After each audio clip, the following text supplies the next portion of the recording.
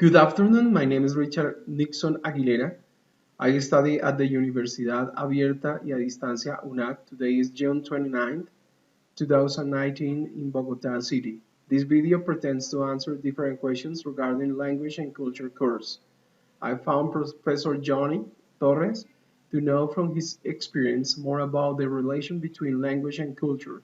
Teacher Johnny works as an English teacher at the distrital university, and he is in charge of giving English classes for the different students that are attending different professional careers. Hello, Professor Johnny. Thank you very much for your time. I know you are really busy.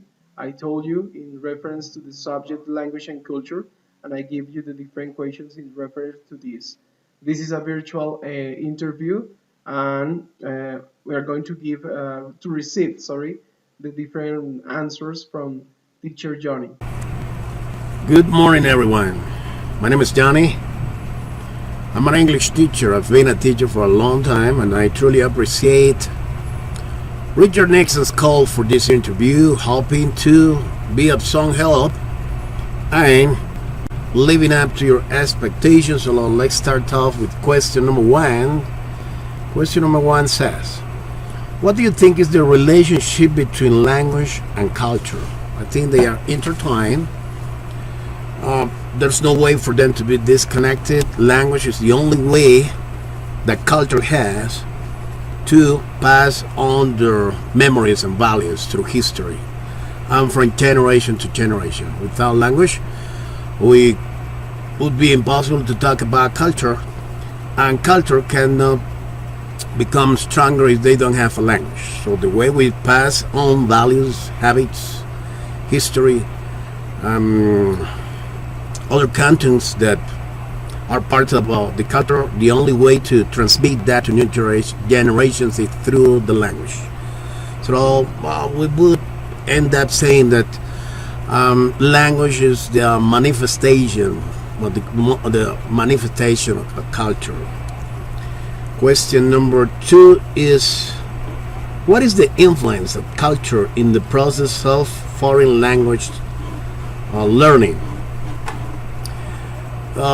When you're in a classroom and you're a teacher and you're teaching a language, you have to absolutely touch cultural aspects. It's impossible to teach a language without connecting the grammar contents or the situation contents with the culture. I will give you an example.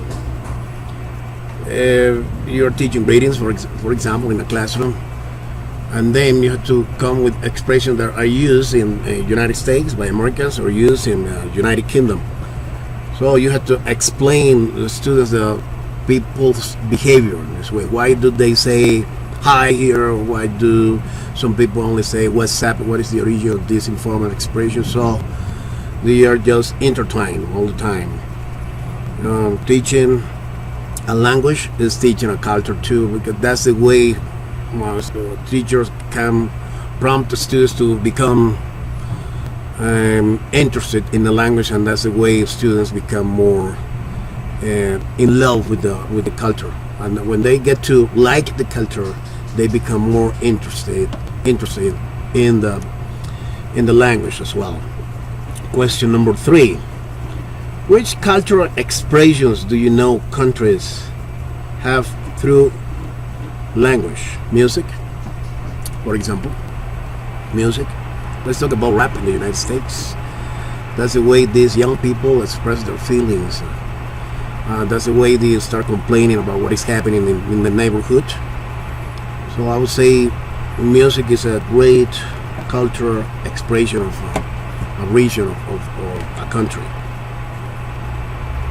Why do you think it is important to have an oral tradition in a country? Written expression is important.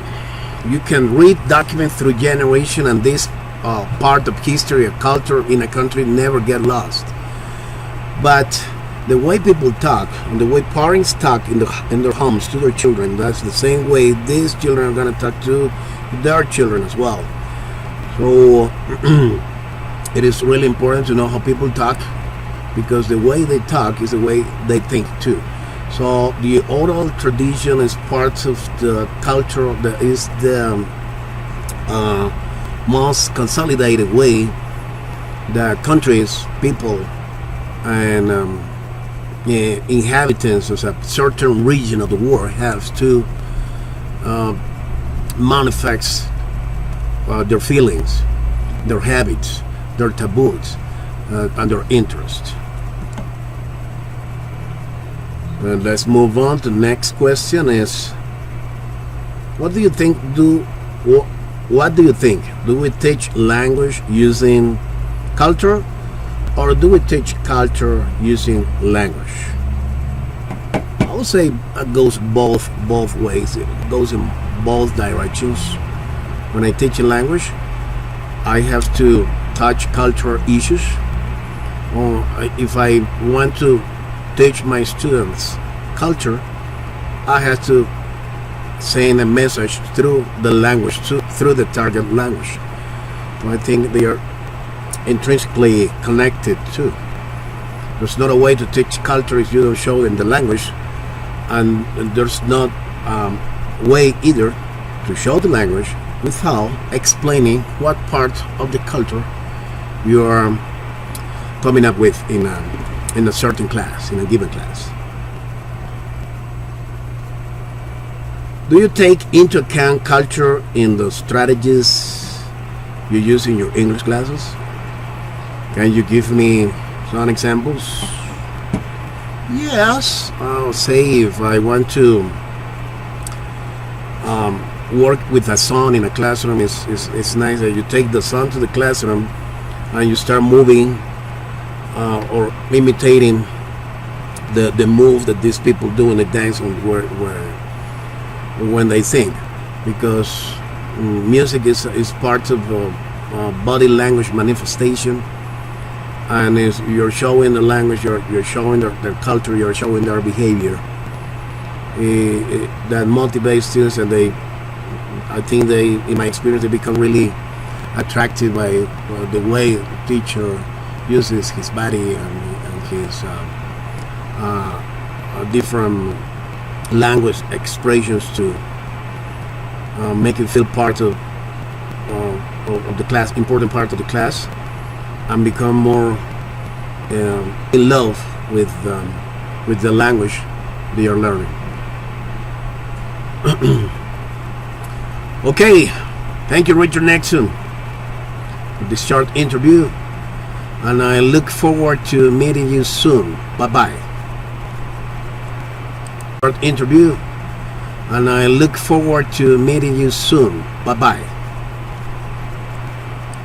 Thank you very much, Teacher Johnny. Again, I know your time is you are very busy, and your questions have been very important for us, and they are gonna be very good to understand more about the subject, culture, and language.